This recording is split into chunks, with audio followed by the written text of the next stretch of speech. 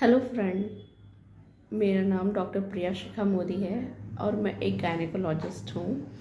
मैं आज आप लोगों से के साथ शेयर करने वाली हूँ कि क्या क्या रीज़न है जिसके कारण प्रेगनेंसी के पहले 3 महीने में ब्लीडिंग हो सकता है। That is bleeding in the first trimester of pregnancy.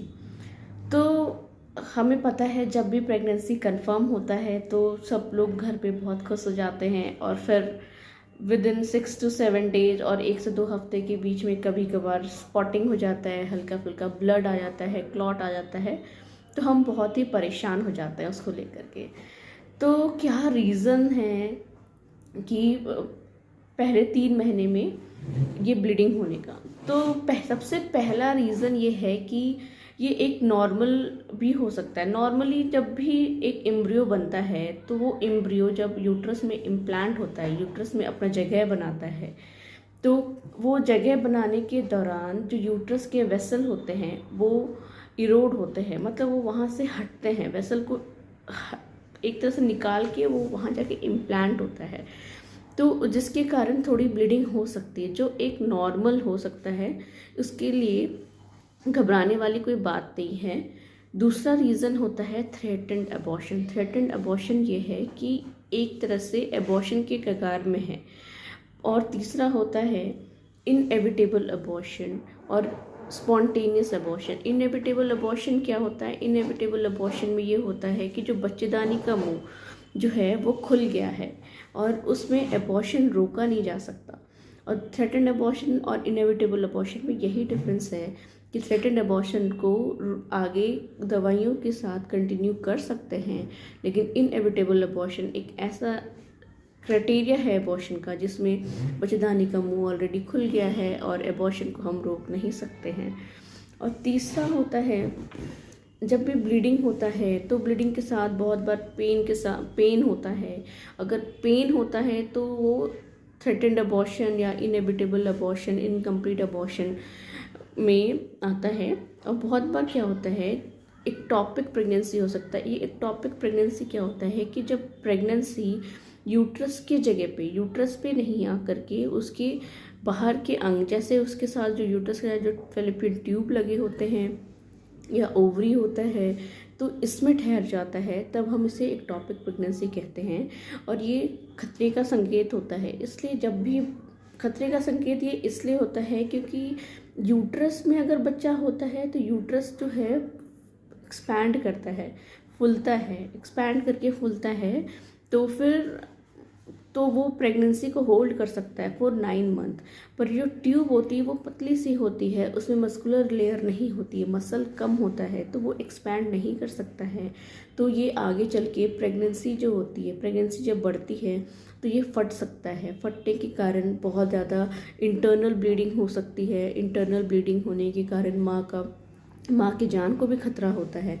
इसलिए इसका डायग्नोसिस जल्दी बनाने की बहुत ज़रूरत होती है। ठीक है, तो जब भी ब्लीडिंग हो तो एक बार अपने डॉक्टर से ज़रूर कंसल्ट करना चाहिए, क्योंकि ये एक पेशेंट को या फिर एक प्रेग्नेंट लेडी को ये पता नहीं हो सकता है कि ये ब्लीडिंग क्यों हो रही है। क्या ये नॉर्मल ब्लीडिंग है या फिर सडन अबॉर्शन है, इनएविटेबल अबॉर्शन है या फिर एक्टॉपिक प्रेगनेंसी है। इसलिए अपने डॉक्टर के पास ज़रूर कॉन्टैक्ट करें जब भी आपको फर्स्ट ट्राइमेस्टर यानी कि पहले 3 महीने के अंदर अगर ब्लीडिंग होती है, तो आप डॉक्टर को ज़रूर कंफर्म करें। तो फिर जब आप डॉक्टर के पास जाते हैं तो डॉक्टर क्या करता है? डॉक्टर आपका क्लिनिकल एग्जामिनेशन करेगा, आपके वाइटल्स देखेगा, फिर आपको इंटरनली चेक करेगा। इंटरनली चेक करने के दौरान वो देखेगा कहीं आपके बच्चेदानी की रास्ता जो या फिर मुंह जो है वो खुल तो नहीं गया है। दूसरा जो होता है वो फिर इन्वेस्टिगेशंस कराएंगे। इन्वेस्टिगेशन ये कराएंगे कि एक तो पहले यूरिन टेस्ट कराएंगे कंफर्म होने के लिए। हो सकता है बहुत बार यूरिन टेस्ट जो है घर पे जो करा हुआ हो वो फॉल्स पॉजिटिव हो, या फिर दोबारा करेंगे हम कि एक बार कंफर्म करने के लिए। उसके अलावा एक और कंफर्मेटरी जो टेस्ट होता है वो बीटा एससीजी का टेस्ट होता है। और इसमें भी हम एक बीटा एससीजी के टेस्ट से हम रुकते नहीं हैं, हमें ये थोड़ा सा 2 दिन के बाद यानी 48 आवर्स के बाद दोबारा कराना होता है, ये देखने के लिए ये किस फॉर्म में राइज़ किया है, क्या उसका वैल्यू डबल हुआ है या नहीं हुआ है। इसके बेसिस पे भी हम डायग्नोसिस बनाते हैं कि वेदर ये एक थ्रेटेंड अबॉर्शन है या फिर ये एक्टोपिक प्रेगनेंसी है या फिर ये प्रेगनेंसी आगे चल के नॉर्मली कंटिन्यू करेगी या नहीं। तीसरा जो इन्वेस्टिगेशन करते हैं वो एक अल्ट्रासाउंड है। अल्ट्रासाउंड जो है बहुत ही अर्ली प्रेगनेंसी, अगर महीना मिस हुए अगर 7 डेज़ या 1 वीक से थोड़ा सा ऊपर हुआ है तो इस प्रेगनेंसी को देखना बहुत ही मुश्किल होता है, क्योंकि वो बहुत छोटा होता है और वो मिस हो सकता है।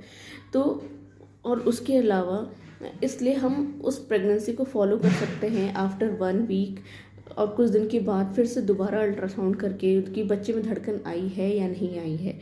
और एक बार बच्चे में धड़कन आ जाती है तो हम ये कंफर्म कर सकते हैं कि हाँ प्रेगनेंसी, एंड हम थोड़ा सा निश्चिंत भी हो सकते हैं कि हाँ अगर बच्चे में धड़कन है तो हम ये हो सकता है दवाइयों के साथ ये प्रेगनेंसी कंटिन्यू करें।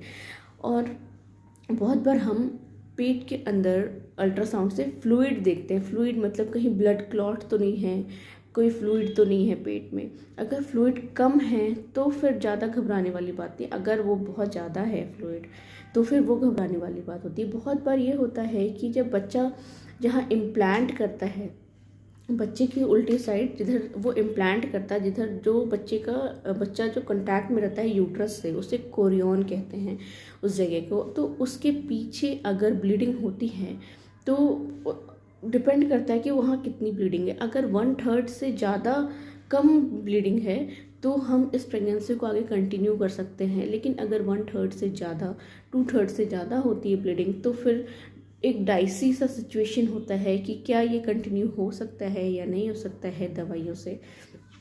फिर हम ये देखेंगे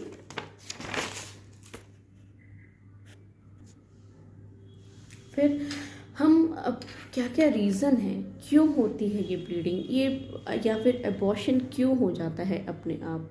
तो एक तो नॉर्मल, सबसे पहला रीज़न ये मैंने बताया कि ये एक नॉर्मली भी ये ब्लीडिंग हो सकता है जिसमें आगे प्रेगनेंसी अपने आप कंटिन्यू कर जाए।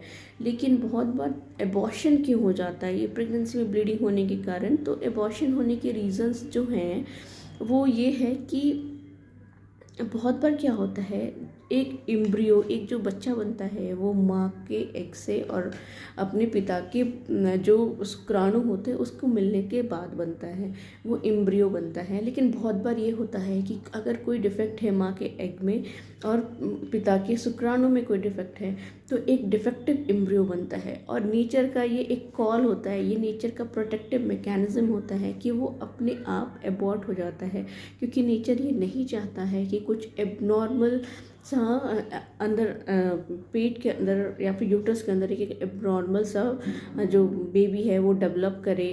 इसलिए वो एक नेचर का प्रोटेक्टिव मैकेनिज्म होता है जिससे कि वो अपने आप एबॉर्ट हो जाता है।